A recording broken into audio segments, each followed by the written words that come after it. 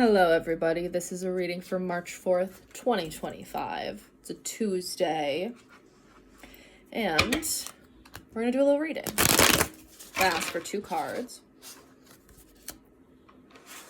That one wanted to come out.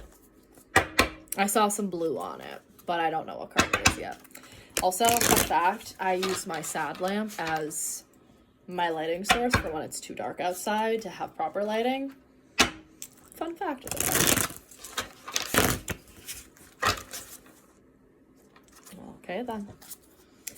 I guess we're doing 3 cards for today because another one popped out. First card that we pulled is going to be the Page of Swords. The Page of Swords is elementally connected to air, obviously, because of the swords. Swords is always going to be connected to air. But in the court cards, it is indicative of earth and tangible starter energy, something that you can grab onto, something that you can hold. It's very telling of, again, it's like it goes page, knight, queen, king. I enjoy pages very much. Pages and knights to me are like the little siblings or the little cousins in the deck that are there to teach you a lesson, though they may be a little bit annoying sometimes, depending on the context in which you pull, though, not always. The page brings with it an eagerness to learn, an eagerness to look into more. So we're going to look into more, and we're going to see what the next card is. The next card is going to be the Nine of Swords. So not a super happy card, but also not a total despair card, even though I'm pretty sure if you were to look it up, it literally says grief and despair.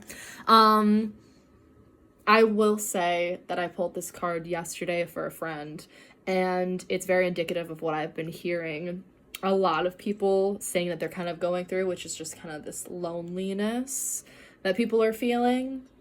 And it is very telling if you're living in the Northeast that you're pulling this. I'm currently in the Northeast, so it's freezing, absolutely frozen. This is the end of cuffing season, and if you didn't have anyone to cuff with / broke up, it's a bed rot time. It really is. There's no if or and way about that. So we're gonna go to the third card because that third card really wanted to show up, and that third card is going to be the Empress.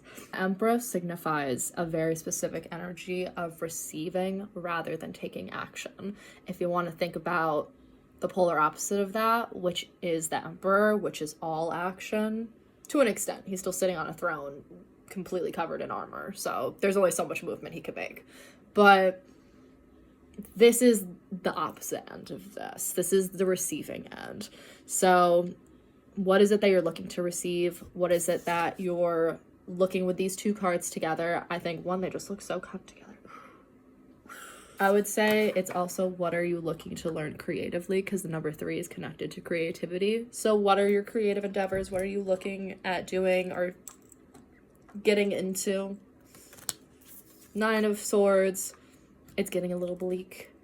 This was pulled in a love reading aspect, I believe, before. So I'm not saying this is exactly going down the road of love, but if you're feeling lonely, everything's gonna be fine. Everything's gonna be fine. Work on self-love and focus on new things. We only have Gemini and Jupiter for a little while longer, and so we really have to harness this really interesting airy quality, because soon it's going to be going into Cancer, which is, again, kind of perfectly leading into this. Just saying.